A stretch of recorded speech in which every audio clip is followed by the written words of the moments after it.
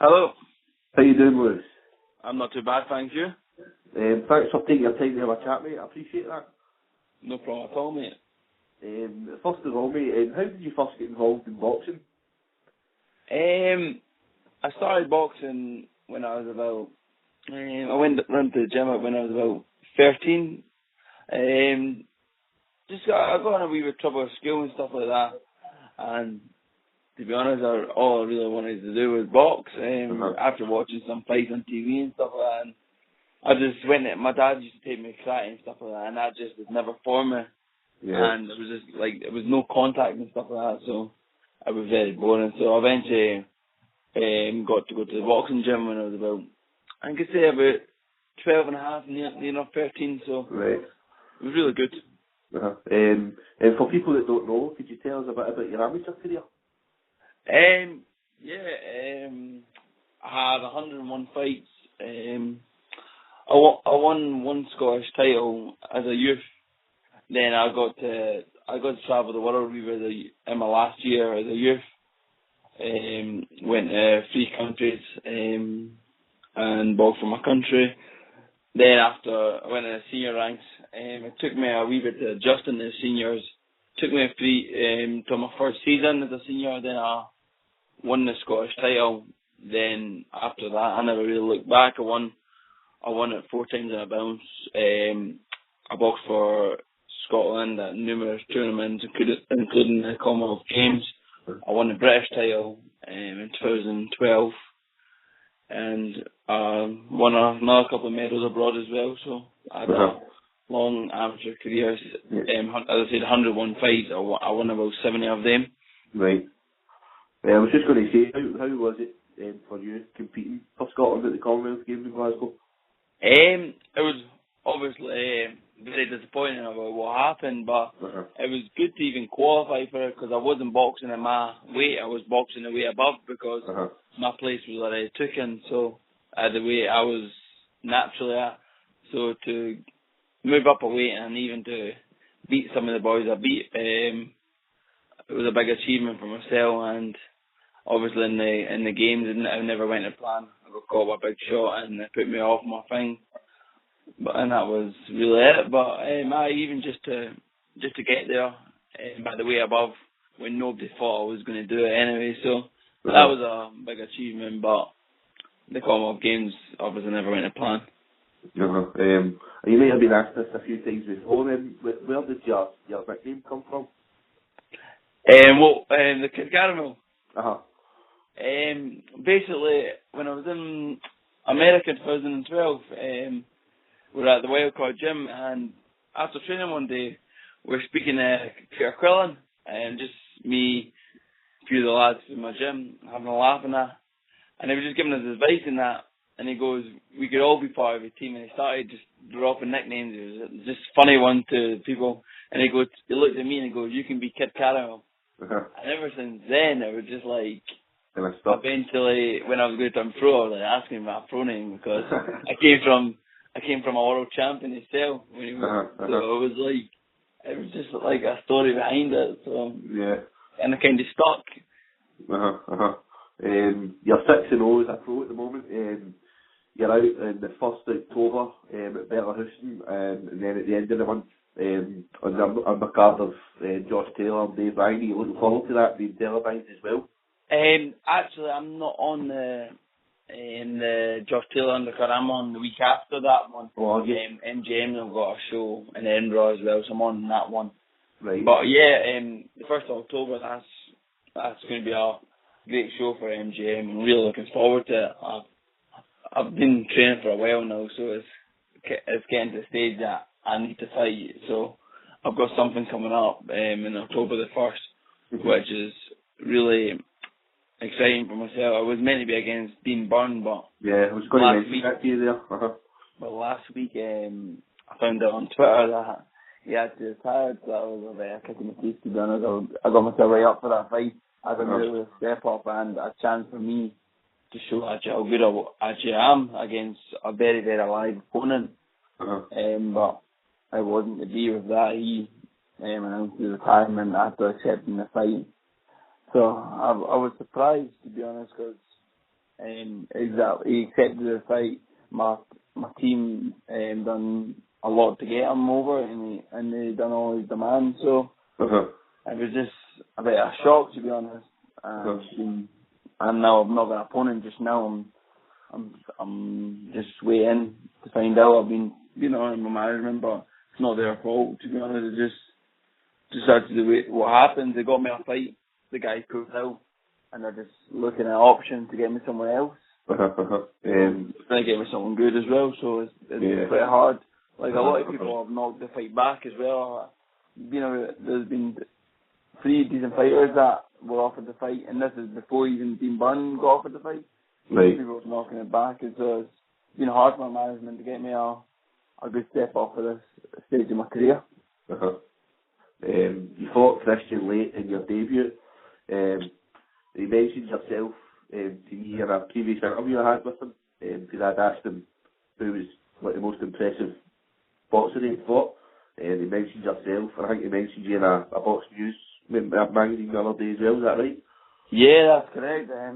He's been in my headline, so I was like, here we go, and that's a big achievement for myself. I know people say it's a journeyman and stuff like that, but this is a journeyman. I fought everybody, and he mentioned that within 5 names. No, I think 4 names you named.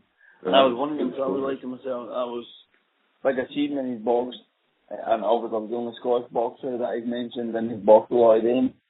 And to be honest, it was my debut as well, so it was my first fight, and at the time stepping in a professional ring, and didn't really know what to expect. So just from that, it gave me a lot, to be honest. Like, said to myself, if someone like him has been in with numerous champions, rates me high, so there must be something there. So I was really good as well. Yeah, definitely. Your first fight, you stopped Max Hearing in the first round. Were you expecting that to kind of go the distance? Like, in my first 2 fights, I done everything but stop the boys. I gave them proper going overs. I really do think in my second fight, I was just lacking knowing how to finish someone off. So I was like, me and my coach were like, because I hit him with everything. So we went in the gym, and we just practiced a few things. So when you have them going, and he just sustained pressure on them. So we practiced that a wee bit, and as I said, went out on my third fight, and within a minute I had him hurt. No, I mean, not a minute, but like, with 30 seconds I had him hurt with a right hand, so I was like, I knew what to do this time when I seen someone hurt. So I just jumped on him. But even, I looked at his record, he didn't get stopped that much, but I knew all the good guys, like the guys that I looked to be get onto their level eventually. They've stopped them, like, so I was like to myself, if these guys can stop him, I want to be on. I think he had about 135 and he's only stopped 20 times, something like that. So, and it was off all the good boys. So I was like, I want to be on that list of the good ones. I don't want to just be someone that just beats them. I want to leave my mark on them, and I actually got him out in the first round. And it was actually a 6-2-minute round fight. To be honest, it was only a minute and a half. I was quite annoyed about it. It was meant to be 4-3, but the board never let it go for some reason.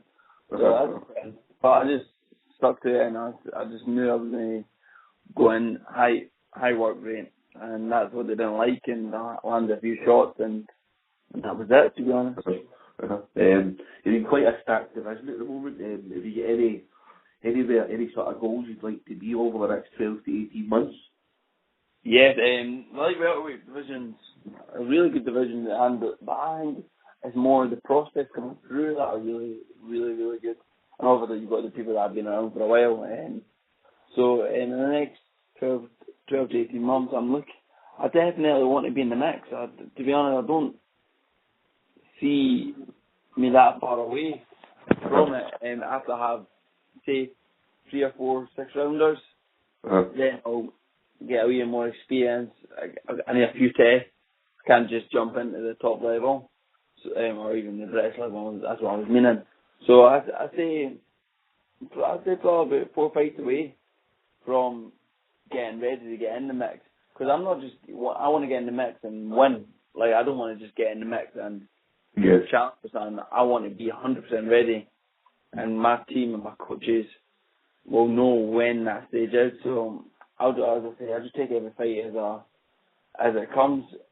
I keep asking to get stepped up and all that. Like, someone like 6-0 doesn't really need to be pushed as much as I want to get pushed. I was asked for like fight in my 7th fight, and that's why they got my team. So it's like I've got plenty of time. I'm only 24-year-old, so there's plenty of time there. So say the tail end of next year, I believe if everyone's going the way it is just now, and I pass my test with flying colours, I'll be ready to step up to domestic level, even an eliminator for something. I'm not interested in fighting for masters and stuff like that, because that's just being a journeyman for a title. I'm not. I want to win proper titles. Yeah. Eventually, and when I'm ready for them, I'll challenge for them. It's not like it doesn't have to be done right now. So I'll just keep climbing the ladder, and I think we'll get there eventually. I'm sure MGM will be able to deliver that for you as well. Yeah, of course. They said to me when me and my coach feel we're ready, and they think I'm ready as well. That's when we'll fight. We're not need to rush anything. Just now we're still got plenty of time, and I'm very busy with shows. In Edinburgh there'll be opportunities for me down south and on the MGM bills as well. So it's just I reckon it's just a matter of time till I get that fight that shows how good I am. Finally, Lewis, if you get any special mentions you'd like to give to anybody? Yeah, definitely. I want to thank my team, definitely. Everyone at Lock End, especially my coach Terry and Eric. They work hard with every single one of us in the gym every day. MGM keep putting these shows on, keeping me active, and of course my three sponsors. I've got Warman's Accident, Glens and Care. They've been with me for the full journey since the Commonwealth Games, and they are my main sponsors, and they have done everything for me. My food sponsors that supply me with all everything I need is Caledonian Foods. Big thanks to them, and my clothing sponsor being Inspired. They keep getting me out for my fights and stuff like that, so it's great. So thank everyone that come to watch me, and all the support I get from everyone on social media is brilliant. That's brilliant, Lewis. I appreciate your time, mate. Thanks very much. No problem at all, mate.